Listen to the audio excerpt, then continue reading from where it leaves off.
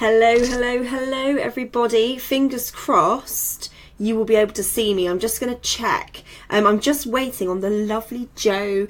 She's just arrived in with her daughter, and so she's getting Peter Rabbit all set up to babysit just while we do a quick live and jump on. So let me just check to make sure that we have actually gone live. Apparently we are. Fingers crossed. It's working. Let's see. Yes, we are. We're live and we're working. Fabulous. So whoever's on, just let us know in the comments so we can see. And it looks like I've got comments up as well. So I'm just going to put my phone here so that I can see, which is always good. So it's so great to be speaking to you all again. It feels like a while since I have been live on my page, and I'm really excited to be here with Jo in just a second. She'll be here. I've got some loads of exciting news. My book is at the printers. It's actually at the printers. I'm so excited. So that's Expert Unrivaled, which is due to be officially launched on the 24th of March at the Ritz in London, and I'm really excited. We've got some incredible speakers, including Jo, who's going to be joining us any second now. Jo is a public speaking expert who is just arriving on. Jo, hello. Hi. Did you manage to get everything sorted? Is she in front of the TV? Are we all good? Yes. You poor thing. I'm so sorry. Don't apologise. Absolutely fine. So you are live. You are live on Facebook. So just want to introduce Jo. Jo is absolutely incredible. Jo is a public speaking and communications expert, and I am delighted to have her speaking. I was just saying about the Ritz and how you're going to be speaking there alongside myself. Alongside, we've got Jenny Kovacs, the Queen of Being Seen, who's been talking to us about visibility. We have got Brenda Gabriel, who is going to be talking about how to do PR your way. We've got the amazing Jessica Lorimer, who's already been to the Ritz and done her thing. He's coming on to talk about how to sell in your way without the ick. And obviously I'm going to be there talking about being an expert, an unrivaled expert even, and looking at how you can stand out in the crowd, from the crowd, and actually position yourself as a wanted expert in your field. And so Jo, today I really wanted to talk to you about speaking, why it's so important, and I use the title of knowing the hidden benefits of it so it crushes fear, because I think fear is a big deal, right, when it comes to speaking. I mean, I'm sure plenty of your clients suffer from it, right? Yes, absolutely. It's the one thing I probably get asked about more than anything else. And in my former life as a barrister, people would talk about it all the time, and I would get asked so often, how do you do that speaking thing? How do you just stand up there and do it? Because I just want to hide under a duvet, or I feel sick, or I get the sweaty palms, or I go bright red. I would rather do anything but I just really think, Jen, if you're running your own business, it's so important to be able to communicate as yourself, because that's the way we connect as human beings. That's how we make those connections. And the content of what you're saying is hugely important. You talk about that amazingly all the time. Yep. About delivering super value and great content, and it's brilliant to be able to do that in an email newsletter or via your website or your blog and all those kind of things. But you really step up things if you can go out there and, I suppose, communicate directly face to face with your potential clients and your potential customers. I think it's so true. And do you think there's an element of kudos that comes with actually physically going out there on a stage and delivering an amazing talk? Yeah, massively, because there's the credibility and the integrity around that, particularly if you are somebody who does it having conquered your fear of it, and stepping up and walking your talk, if you like, and saying, I'm going to communicate with you directly about this because I feel so passionately about what I do. I've got this message I want to convey, and I want to get out there to make people take action to change or persuade them about my big message or my big idea. And yes, it is powerful to do that through words. Of course it is. But the other side of that coin is doing it face to face, and there is so much benefit in doing things face to face. People can see the whites of your eyes. They can feel that sort of that energy and that intangible thing that you just don't get through a written page. It doesn't matter how amazing your use of words and language is, and that's so special. And I think it can be a real turning point for people. Maybe they've followed your newsletter, they get your email updates, they love what you post in your blog, and then they go and see you. And maybe that's the, now I'm going to buy from them. Yes, I've seen it and I connect with them. And if you can tell a story with that as well, then boom, you are away. And I will touch a little bit on that when we have your fab event next week. Amazing. I can't wait. And I think you've touched upon a really good point there, and this is something I really wanted to bring up, so thank you for doing so, is that the conversion rate in a room full of people is always going to be stronger. And I mean, personally, I think it's to do with the engagement level, right? It's the amount that you're able to engage with the audience. Like you said, they can see the whites of your eyes, and it really is a personable experience where it's taken away that wall. And so they really feel like they know you, and it builds that know, like, and trust factor so quickly. It's unbelievable, isn't it? Yeah, absolutely. And if you're delivering a service, and particularly if you offer as part of your service perhaps one-on-one work with clients, seeing them speak is almost a try before you buy, and that in itself is such a great way to market yourself and put yourself out there in a way that connects with lots and lots and lots of people. Plus, you can obviously use that talk and use that speaking experience a myriad other ways as well. It's not just a case of I go and do my speaking and that's it. There are lots of things you can then spin off from that as well, which is beneficial too. Go on, name a few of the things that you think how you can leverage from that speaking then and turning that into other things. Yes. So I did a talk earlier this week at a business show, and I won't go into the ins and outs of the process I use, because I'm going to touch on some of that at the RICS. Absolutely. Sweet. But if you write out some of your talk, then you've instantly got content that you can repurpose for a blog. You can do a social media post around it. I did that on the day I was going to do the talk. You've obviously got little nuggets. If you're a tweeter, you can then use that as well. But you've also got a headline that you can potentially use to pitch to magazines, radio. And if you've already done it as a talk and then you want to speak to a journalist on the phone to pitch an idea, much like you did with psychologists, amazing. Oh, it was such an amazing opportunity. That was amazing. Yeah. Fab. Then you've already sort of done a dry run in a way. I've stood up in front of a room full of people. It doesn't matter whether it's 6 people, 600 people, and you've talked about that message and you've connected with them. So if you can do it with them, you can definitely do it on the phone to a journalist or whoever. So there are lots and lots of ways that you can do that. And also, if you're doing any kind of talk or speaking event, there's usually the opportunity to then cement that connection afterwards in networking, and you've shared your idea and people have already hopefully connected to you and warmed to you, and then you can carry on that in the networking. Absolutely, 100%. What great ideas, Jo. Like, I was I was busy mentally taking a note. I'm like, where's my pad? Honestly, it's fab. Just going to say hello to a few people who are watching. We've got Louise Roberts. Hello, Louise. Angela's joined us. Holly, we've got Nikki as well. So hello to everybody who's watching. If you are, give us a hello in the comments. And if you've got any questions for Jo while she's on, do pop them in the comments and she can go ahead and answer those for you. But yeah, I mean, this is okay.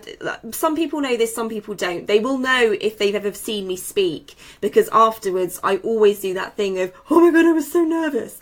And I get really nervous. And for me, the nerves have never really gone away. I've always always had them, and I've told this story so many times, but I got so nervous at one of my talks at the Maximise conference end of last year. I dropped my cards. So key for anybody using any index cards, use a ring, because I didn't, and the whole lot just went like, I'm like, well, there goes my notes.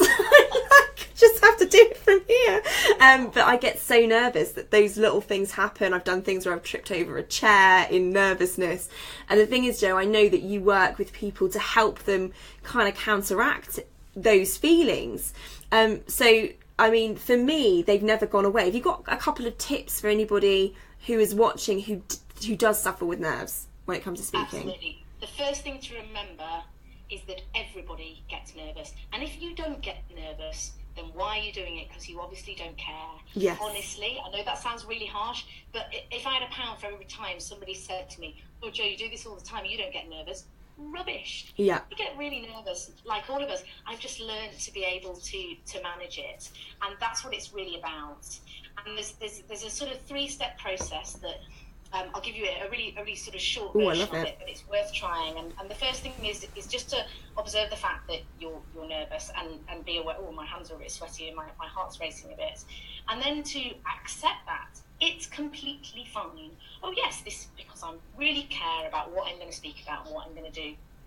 Because if you just start to worry, oh God, I'm nervous, oh no, what happens is it just perpetuates. Escalates. Oh, no. And now I'm worrying about being nervous, and now I'm feeling more nervous, but before you know it, you're sort of a little puddle on the floor. Literally.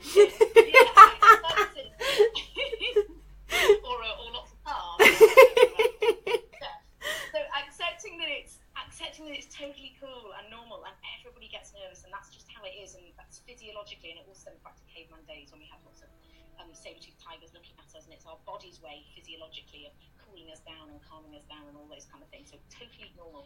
And then the biggest point perhaps is to reframe those nerves, and I do a lot of work with people about reframing that. It's a process, it's not a flick a switch thing, but one way that you can do it is to start thinking about it more positively. So instead of, oh God, I'm nervous, okay, I'm excited. Yes, I'm relabel. I've done my preparation. I'm anticipating what's happening. This is going to be great. And I know that seems like quite a try. Oh, that's nice, Jo. Just say, be excited. But if you can start thinking about it in a more positive way, because if you start from the negative, you're already on the back foot massively. And it's a mindset thing, and it's making that shift in your head. Athletes do it. It's absolutely a classic part now of top athletic training. You've got to get your head in gear. So you'll hear them in commentary at the end of a race where they're being asked, oh, I bet you were dead nervous, Mo, going for the 4th gold medal. And if you listen to them, they say, no, actually, I was dead excited. I was ready to go out there and win it and run my race. And that's what they do, because it's that important. Yeah. So observe and accept it. It's totally cool and okay. And then try to reframe it and put yourself in a more positive state of mind. And it's an incremental process, but the more you do it, it really, really does make a difference. Absolutely. And I totally agree with you. And this is the thing, is that you can't let it stop you, because all of these other benefits totally outweigh any of that fear. It crushes that fear like anything when you know the benefits of it. And not just, I mean, I say not just, it's incredible, right? The profile that it brings you, the visibility that it brings, the ability to convert your audience is much higher, so on and so forth. Beyond all of that, that feeling and that buzz after you've delivered a cracking, sorry, stealing one of your words there, but that cracking talk where you're just like, this was amazing, and you've got that message out that you wanted to get, and you've moved the audience in some way. That feeling and that impact that you have in that room is just incredible, right? Yeah, and it's all about making that connection. And if we as an audience don't believe what you're saying, then what's the point? If you communicate with energy and passion in your own way, then we get that and we make those connections, and that trust happens. And that doesn't have to mean trying to be like Barack Obama or Oprah Winfrey or whoever. It means speaking in your way, in your style, because we're not all like that, but everybody's style is valid, and some people have very, very calm and focused energy, and that's brilliant. And some people, a bit like you and me, Jen, are a bit more bouncy around. Just a little bit. In that way, and that's great, positive positive energy as well. Because sometimes people are not talking about hugely positive, happy things either. It might be that you have a really, focused, quite a serious message to get across, and you're not going to be jumping around the stage doing that. But it's about, quite a good way to think about it sometimes, it's intensity. It's not always passion. Sometimes it can be intensity, or it might be emotion. There are a lot of people out there who start businesses because they've had an epiphany about something at some point in their life, and they've had to overcome a lot of stuff. Yeah. And there might be some real emotion behind that, and the ability to share a bit of that with your audience really, really makes that connection. So you might be sharing vulnerability and emotion. You might be sharing excitement and emotion. All of those are valid, and how you pick those to put across and how you weave those into your story and your content and what you're sharing. I'll be talking a little bit about that next week as well. I'm so excited for you to share those. Just for everybody who is watching here, can you give us the biggest tip that you could give, which is really hard, I know, because there are probably loads of things that you could say, but what's the biggest tip you could give people who are looking to give an amazing talk? Okay, it's a really, really big one, and it's so simple, but it makes a massive, massive difference, particularly if you are someone who gets nervous. Yeah. Practice. Yes. Practice what you're going to say. The number of times people, I say to them, so did you, when, how many times have you done this? Oh no, it was the first time I did it was when I did it. What? I tell you what, I have been known to do. I've been known to do. I've got to deliver one tomorrow, and I know I do have to practice it. But I am terrible for just doing off the cuff stuff. And it's really hard, and I find it hard. But I practice, and I've been doing this for years. Yeah. And I still practice, because you don't want the first time your audience to hear what you're saying being the first time you're actually saying it. Yes. Because you don't quite know how it's going to come out, and sometimes I'm practicing and I think, oh god, that sounded awful. No. And you can get, the more experience you get, the more you do it, and the more you know exactly what you want to say. Yes, of course, there comes points when you do wing it a bit, and you can wing it a bit. Yeah. But you can only do that if you've got yourself into a really comfortable place with what you're saying. So if you have a talk that you wheel out 20 times a year, and one time you're doing it, somebody asks a bit of an off-whack question and it throws you a bit, you'll be fine winging it, because you know that information and that talk inside out, so that'll be okay, and you can do the bit of the ad-libbing and all the rest of it. But if you're thinking to yourself, anybody who's listening, and you're thinking, I'm gonna sign up for that talk, or I'm gonna put myself forward, and it'll be the first time that I'm doing it, I can't impress upon you enough. Practice, and it'll seem like a real ball ache at the time. Yeah. But afterwards, you'll be like, yeah. I've got a huge tip for that, because, like I said, although I said I don't practice, I do practice. It's a lie. There are some that I don't, because I know it so well, and I know I can kind of get away with it. But there are other things that I feel like no. But one of the best places to practice that doesn't feel like a ball ache is actually doing it in the car. Like on a lone journey, I'll sit there like a mad woman, being like, and now we're going to do this. I'm doing walking the dog. Yes. People go around the park and you can see people looking at you going, oh. Okay. I'd rather the car, if I'm completely honest. Yeah, at least you're on your own in the car, so that's good. And another thing, if you're thinking, oh, I don't know really how this is going to sound, just record yourself. Yeah. On your phone. Yeah. And that's also a really good way of capturing the bits that are, oh yeah, that bit really works, great, okay. Some people really struggle with writing down what they want to say. Mm-hmm. So just pick up your phone and speak, see what comes out. Take the good bits, and then you've got a starting point. Exactly. But it's a big thing, but it's quite a simple. I've got a whole load of it. It's really hard to pick one thing. I know, because I want to save it for the Ritz. So we're going to talk a bit more about them. I'm just going to have a look. Angeli says here, oh my goodness, Jen, today I had to endure the worst presentations all afternoon, and I know this is going to resonate so much with you, Jo. And I was honestly thinking about the stark difference between the passion you emanate in your talks and the way I could not suffer theirs today. Because this is part of the reason why you started this business. Right? It's because of the people who just drivel. Yeah. Tell us a bit about that. Just before we move on, just tell me a bit about that. It's awful. Well, I work with individuals, but I go into businesses as well to help them with presentations and pitches, because it can affect your bottom line as a business. Yeah. If you can't talk about, it doesn't matter whether you are a one-man band or you are a multinational company, if you can't talk about your business confidently in a way that connects with your customers and your clients, and do that with impact, so people walk away, like I know they do when they hear you speak, Jen, going, yeah, wow, remember her, look that up, then you're at best you're missing an opportunity. Yes. And at worst you're damaging your business. Absolutely. Reputation damage, massive reputation damage, right?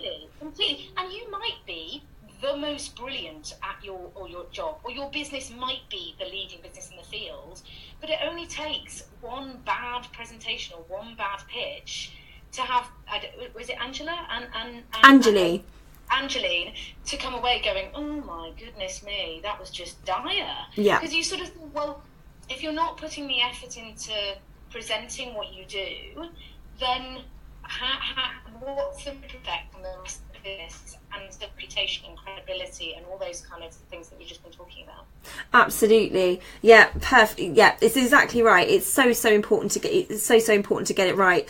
So then, the Ritz, 24th for Saturday. I'm really excited. Anyone who's watching this, Chloe I think might be watching it, sorry, I know you've not commented, so I'm calling you out, but give us a little thumbs up or some hearts if you're coming to the Ritz, because I'm really excited. Hopefully you've not lost, because my internet's gone a bit crazy, but yeah, I'm really excited about it. And I've got, if you cannot make it, if you're sitting there going, I really wish I could be there, but for whatever reason you can't make it, kids, holidays, whatever is going on, I've got something very special to offer you that I've actually decided to live stream and record the whole thing.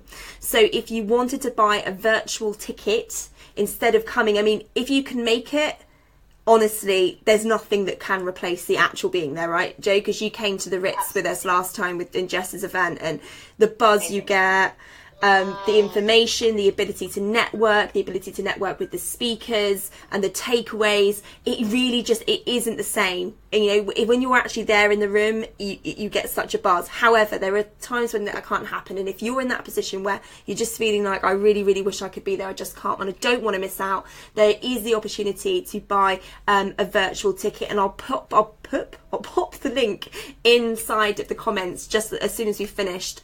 So yeah, do just shout out in the comments if you do want one of those virtual tickets as well, and I'll make sure that those details get straight to you. You'll then be added to the private Facebook group, which is for the Ritz event, where you can actually still network with everybody as well. So not only are you going to get the opportunity to view it, whether that be live, whether it be on the recording, you'll also get an opportunity to mix in with the people who are actually attending as well, so you're not going to miss out on making some of those connections.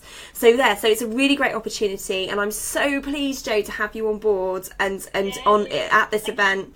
I'll be launching the book, and there's going to be so much information, so much buzz, and it's going to be a fab day, and drinks afterwards across the road again. We want to do the drinks afterwards, which I'm really looking forward to.